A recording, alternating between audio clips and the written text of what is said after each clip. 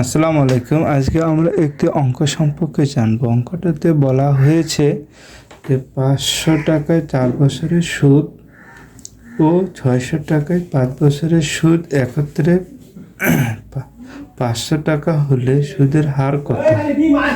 সুদের হার কত? আপনারা দেখেন যে 500 টাকায় 4 বছরের সুদ ও 600 টাকায় 5 বছরের সুদ একত্রে 500 টাকা হলে সুদের হার কত? তাহলে সুদের হার ইজুকাল টু ক টাকা। সুদের হার ইজুকাল টু হচ্ছে কি ক টাকা। তাহলে সুদ আসল ইন্টু সুদের হার ইন্টু সময়। সুদ হচ্ছে আসল ইন্টু সুদের হার ইন্টু সময় বাই 100। তাহলে প্রশ্ন মধ্যে 500 প্লাস ক প্লাস 4/100 প্লাস 600 ইন্টু ক ইন্টু 5/100। তাহলে এখানে ক্যালকুলেশন করলে আপনার আছে 20-এর ক প্লাস 30-এর ক ইজুকাল টু 500।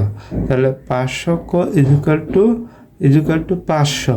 তাহলে ক হচ্ছে 10%। তাহলে ক এর উত্তর মান হচ্ছে কি 10%। কিন্তু সুদের হার চাইছে, আপনার কি চাইছে? সুদের হার। সুদের হার চাইলে আপনাদের এখানে 5% আসবে। এটাই ছিল এই অঙ্কের সমাধান। ধন্যবাদ আপনাদের।